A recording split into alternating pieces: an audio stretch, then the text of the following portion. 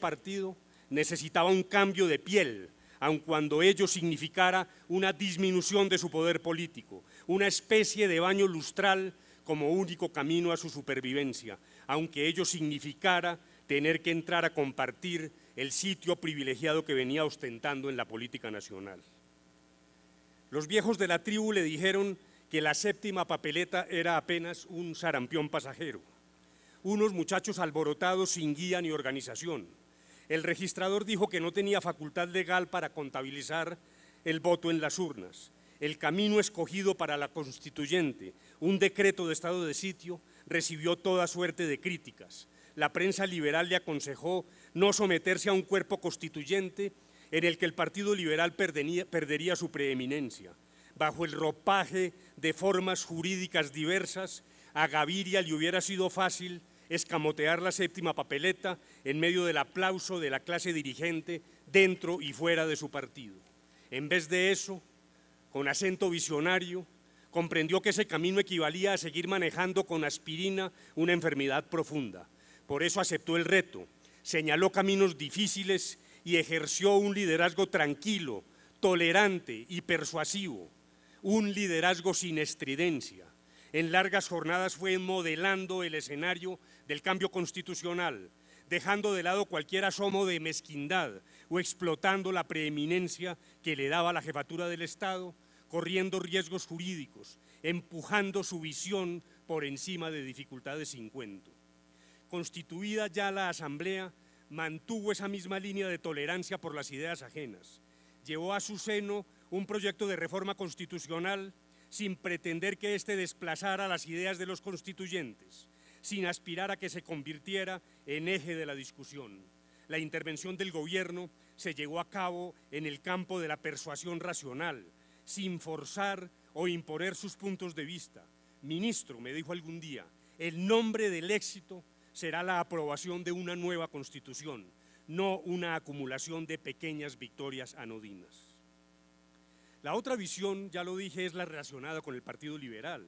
Apoltronado irresponsablemente en el poder burocrático, había abandonado su inspiración. Por el camino del cálculo mecánico se había dedicado a la lujuria del barril de los puercos, con eficacia electoral sin duda, pero de espaldas a grandes anhelos de una sociedad distinta.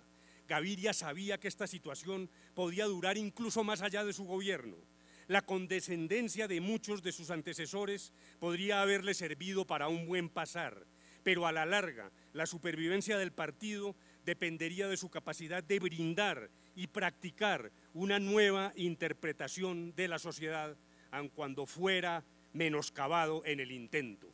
Y así lo hizo, desde la elección misma de la presidencia tripartita de la Constituyente, apoyada por Gaviria en los salones del Palacio Presidencial, como un acto generoso y de realismo político. Pero la verdad es que para el gobierno ninguna de las normas de la nueva Constitución constituyó un desafío. Por el contrario, hay un paralelismo evidente entre su propio proyecto y el resultado normativo final.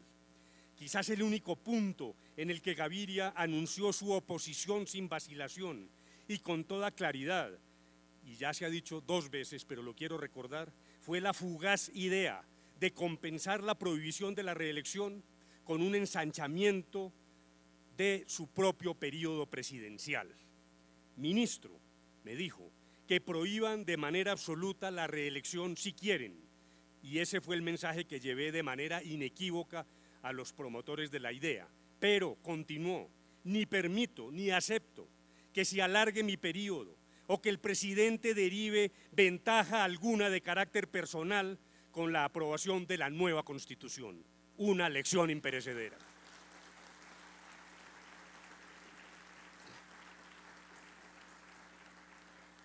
Vino luego el ejercicio de la oposición, después de haber modernizado la OEA, organismo que no solo elaboró una agenda contemporánea, sino que fue jugador crucial en varias crisis continentales, todo lo que le hubiera permitido un sobrio retiro dedicado a la academia y al arte, aceptó el llamado de su partido en momentos críticos, lo condujo por el desierto de la oposición con resiedumbre republicana, jugando también papel crucial en la defensa del Estado de Derecho y contribuyendo, a una costa de su tranquilidad personal, a evitar una deformación perpetua del régimen político colombiano. Hay que reconocer que bajo la dirección de Rafael Pardo, ahora presidente y director del partido, el partido ha regresado a su convicción y a su talante reformista.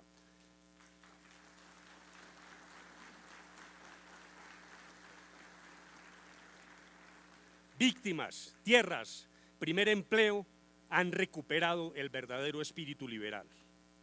Propongo ahora llevar a cabo una mirada de la Constitución, no desde el punto de partida, 1991, sino ahora. ¿Cuál es su significado? Y como lo sugerí recientemente en algún periódico, propongo que el punto de mira sea el ciudadano común, no tanto desde la perspectiva de las normas que regulan el funcionamiento del Estado, donde hay que reconocerlo, no todo ha sido exitoso, sino desde la existencia concreta de un colombiano de a pie. La Constitución introdujo un cambio profundo en la sociedad colombiana. Su mayor mérito trasciende lo jurídico y se ubica en el terreno cultural.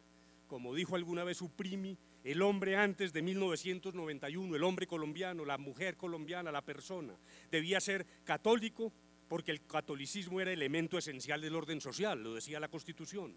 Liberal o conservador, blanco, hijo legítimo, no se había divorciado y no podía tener inclinaciones homosexuales. En cambio, aparecieron con la Constitución los raizales, los indígenas, la necesidad de oír su voz para proyectos de desarrollo, las comunidades afrodescendientes con sus particulares sistemas de explotación de la tierra, los practicantes de otras religiones y los ateos. Aparecieron también los jóvenes cultores del libre desarrollo de la personalidad.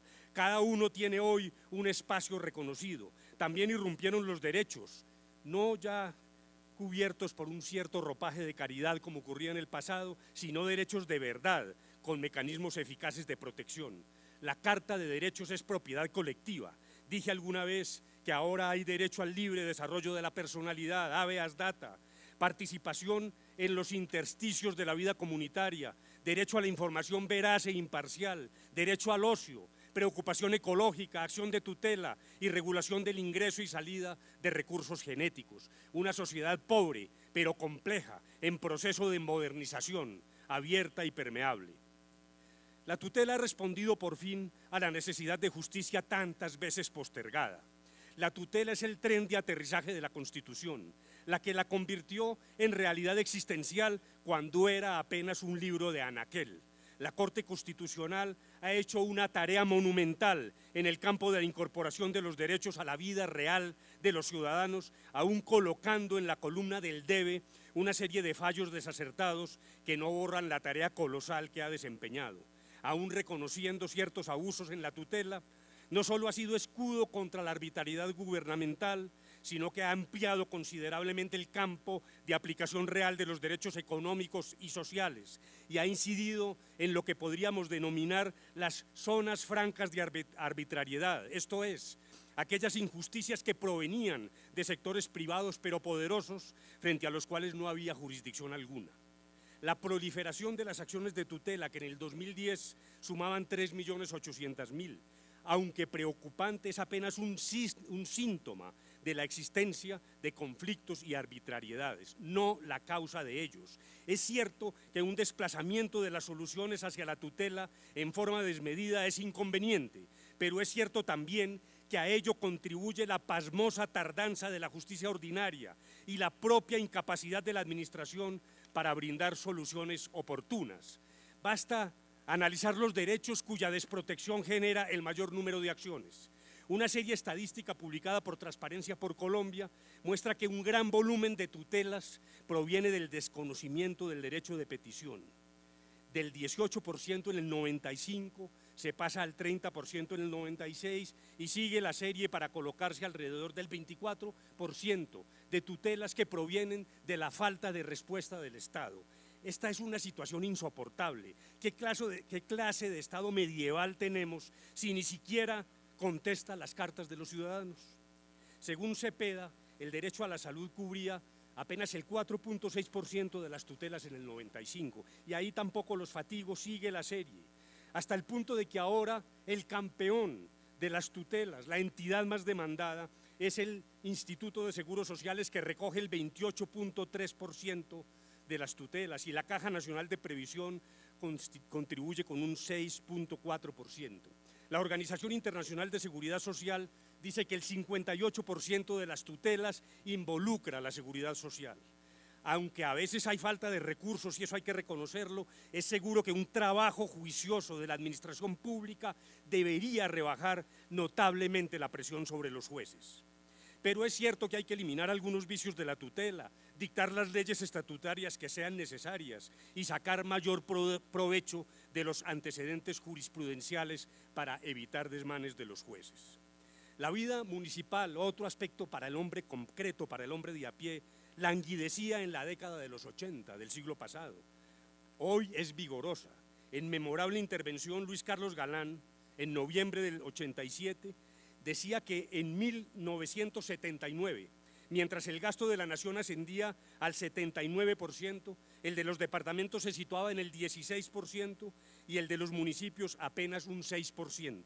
Para 1983 la situación se había agravado. La nación disponía del 80% del gasto público total. Hoy hay un equilibrio, cuando también hay que reconocer la necesidad de cambiar las regalías, con el perdón de Horacio, en beneficio de la nación toda, para evitar bolsas de riqueza inútil en manos de una rapiña bíblica, pero también a través de mecanismos de compensación, que es una tarea que apoya el expresidente Navarro Wolf. La inflación, a la gente se le olvida, el día que se aprobó la Constitución, la inflación era del 28%. Y hoy estamos por debajo del 4%. Yo no voy a cometer la tontería de decir que todo esto se debe a la Junta Independiente del Banco de la República, pero sí voy a decir que sin ese instrumento, esta lucha contra la inflación no hubiera tenido el éxito que ahora está teniendo. En fin, servicios públicos, recordemos cómo era imposible conseguir un teléfono, agua, luz. La Constitución le dio un nuevo desarrollo al tema de los servicios públicos, una muy buena ley que ha servido de ejemplo, ha permitido, aun cuando tengamos problemas de cobertura, ingresar en una concepción diferente de la prestación de los servicios públicos. Pero hay que reconocer que no todo ha salido bien. La justicia padece una situación crítica, no solo en la arquitectura constitucional, sino particularmente en la vida cotidiana. En efecto, la mora total en el sistema judicial, esto es lo que se demoraría la evacuación si no ingresaran procesos nuevos, era de 9 años en el año 2008. La incursión de la rama judicial en nombramientos extramurales ha sido un fracaso. En vez de corregir los vicios de otros organismos, introdujo el virus de la politiquería en la rama judicial. Los departamentos casi que carecen de identidad. La región solo ha prosperado en el alma caribe. Hay más participación ciudadana, pero los mecanismos de democracia directa siguen prácticamente inéditos. La política mejoró poco. Se reconoce que con la inmunidad parlamentaria de antaño no habría hoy congresistas condenados y que la pérdida de investidura ha ejemplarizado, pero los partidos no han logrado una institucionalidad moderna pese a la conveniente reforma del 2003. Por fin, todavía hoy se oye la voz de quienes creen que la Constitución ha fracasado porque no se ha logrado la paz. Para darle fundamento a esta percepción, arguyen que la Constitución nació como un tratado de paz. Pero este es un análisis muy simplista. La pregunta correcta es, ¿cuál norma constitucional impide la paz en Colombia? ¿Cuál es la talanquera constitucional para el logro de la paz? Por el contrario, toda opción de paz mediante instrumentos políticos pasará necesariamente por la reafirmación y la profundización de los elementos centrales de la Constitución. Pobre un país cuya legitimidad depende del dictamen viciado de guerrilleros y paramilitares. La Constitución está viva, vigente, es patrimonio de todos. Su ideario central seguirá mostrando el camino de la nación. Nunca el expresidente Gaviria ni el Partido Liberal han pretendido tener el monopolio de la Constitución. Por el contrario, tanto desde el gobierno como después, fuera de él, el mensaje fue siempre el de una Constitución lograda por la conjunción de todas las fuerzas políticas en medio de la aceptación general. Pero eso no es obstáculo para reconocer que sin el empeño y el liderazgo de César Gaviria, esta tarea hubiera sido imposible. Yo también digo gracias, presidente Gaviria.